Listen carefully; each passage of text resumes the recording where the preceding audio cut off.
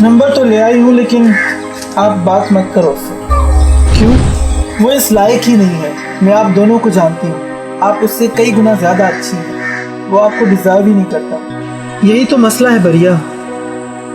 किसी से मोहब्बत हो जाए तो ये समझने की सलाहियत ही नहीं रहती कि वो हमें डिज़र्व भी करता है या नहीं। लेकिन मैं आपको बता रही हूँ ना आपी, वो आपको डिज़र्व नहीं करता। पूरी दुनिया अगर हम आवाज़ होकर कहे कि वो मुझे डिज़र्व नहीं करता, तो भी मुझे यकीन नहीं आएगा। मुझे गैरों की बात पे यकीन नहीं, मेरा दिल ही दुश्मन की हिमायत कर बैठा है। ऐसे गद्दार दिल को जितनी जल्दी हो सके दरबार से निकाला जाए। आखिरकार शहंशाह की आबरू का सवाल है। वजीर खास गद्दार भी हो तो इतनी जल्दी निकाली मुमकिन नहीं। सल्तनत के सारे राज हैं उसके पास। तख्ता उलटने में देर नहीं करेगा। फिर तो एक ही रास्ता है शहंशाह, वजीर खास को फांसी चढ़ा दो।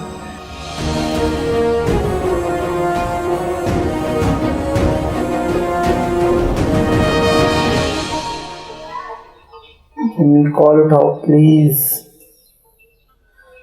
कॉल क्यों नहीं उठा रही यार?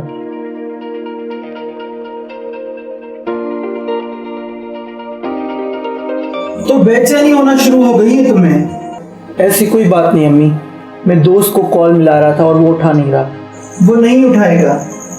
क्यों?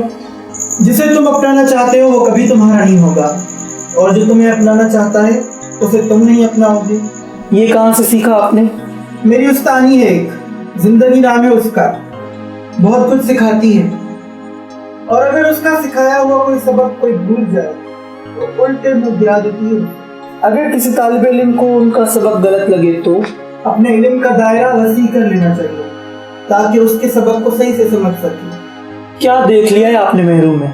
कम तालीम याफ्ता, पुराने ख्यालात, और मुझे तो लगता है कि वो नए जिस्म में पुरानी रूह है। वो तुम्हें हमेशा मेरा रहने देगी, कोई और आएगी तो वो तुम्हें मुझसे छीन लेगी। उसके पास माँ बाप बहन भाई सब कुछ होगा, लेकिन मेरे पास तुम्हारे सिवा कुछ भी नहीं। तुमने मेरू को ठुकराया है तो ठोकर मुझे भी लगी है। डर सी गई हूँ, अब मुझे लगने लगा है जैसे मैं तुम्हें खो दूँ, जो तुम्हें नहीं चाहती फरहाद। मैं सिर्फ आपका हूँ, आप तसल्ली रखें, इत्मीनान रखें। दुनिया की कोई भी लड़की मुझे आपसे अलग नहीं कर सकती। सब यही कहते हैं शादी से पहले, लेकिन फिर बदल जाते हैं। आपको अपनी तरबियत पे भरोसा नहीं है? तरबियत पे भरोसा है, लेकिन तुमने तोड़ दिया। अब भरोसा करूंगी तो गहरी चोट खाऊंगी, और इस उम्र में गहरी चोट की कोई गुंजाइश नहीं। आप मेरा भरोसा करें, ऐसा कुछ नहीं होगा। मैं उनसे भी अच्छी लड़की को आपकी बहू बना कर ले आऊंगा, और आप खुद कहेंगे शुक्र है मैंने तुम्हारी शादी महरू से नहीं करवाई। तुम उम्र के उस हिस्से में हो जहां तुम्हें यहाँ तक दिखाई देता है, लेकिन मुझे दूर तुम्हारा मुस्तकबिल भी दिखाई दे रहा है, और तुम्हारे मुस्तकबिल में सिवाय पछतावे के कुछ भी नहीं है फरहाद। आप बेफिक्र रहें अम्मी, मैं सब कुछ ठीक कर दूंगा।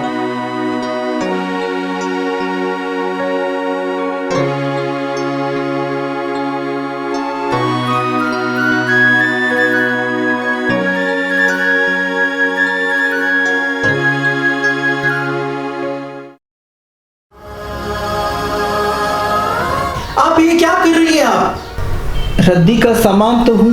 आप अपने आप को रद्दी का सामान समझने लगी हैं। इसमें समझने की क्या बात है? हम फजूल चीज़ों को ही रद्दी की टोकरी में फेंकते हैं ना।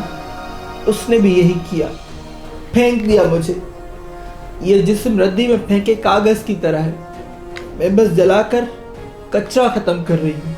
अब्बा इधर तो आए जरा, आपकी समझदार बेटी पागल हो गई है, आकर इसे समझाएं कुछ। अब्बा को तो ना बुलाओ, उनके अपने मसले कम हैं जो उनको ये भी बता रही हो। आप पागल हो गई हैं आप ही। खुदारा उसका पीछा करना छोड़ दें। दुनिया में बहुत सारे लोग हैं, वो ना सही कोई और सही। बरिया कहना कितना आसान है। सब यही कह रहे हैं कि उसे भूल जाओ, उसके बारे में मत सोचो। लेकिन मैं उठती हूँ तो वो याद आता है, सोती हूँ तो वो ख्वाब में आता है। जिस शख्स को बचपन से अपना वादा हो, वो एक पल में पराया कर दे तो दिल पे बिजलियाँ गिरती है बरिया। कभी कभी लगता था कि शायद वो इस रिश्ते से मना कर दे, लेकिन फिर ये सोचकर खुश हो जाती थी कि आज तक हमारे खानदान में किसी ने ऐसा नहीं किया। उसने तो सदियों पुरानी रिवायतें ही तोड़ डाली।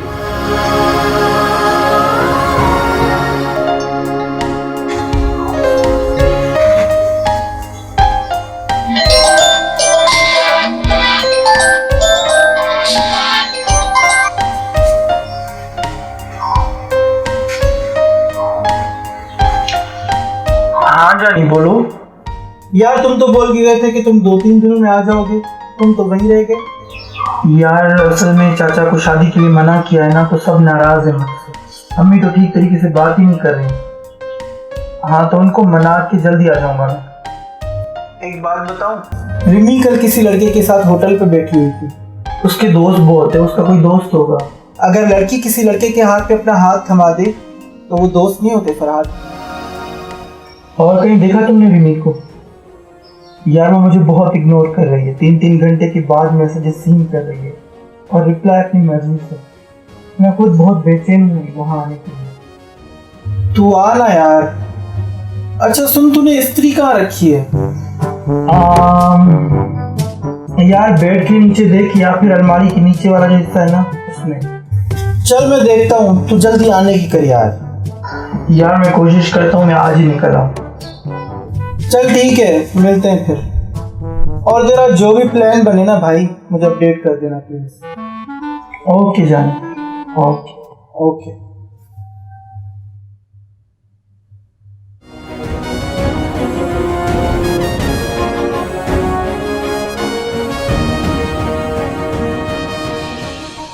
अब्बा आप ही को कुछ समझाएं। माचिस की तीली से खुद को आग लगा रही थी। इतनी नादान तो नहीं थी बेटा तुम। लोग मर भी तो जाते हैं, तो क्या हम उनके साथ मर जाते हैं? नहीं बेटा, ये दुनिया का दस्तूर है। जो मिलते हैं उनको बिछड़ना होता है। आप ही समझाएं इसे कुछ अब्बा, मैं तो समझा समझा के थक गई हूँ। तुम कमरे में जाओ बरिया, मैं महरू से अकेले में कुछ बात करना चाहता हूँ।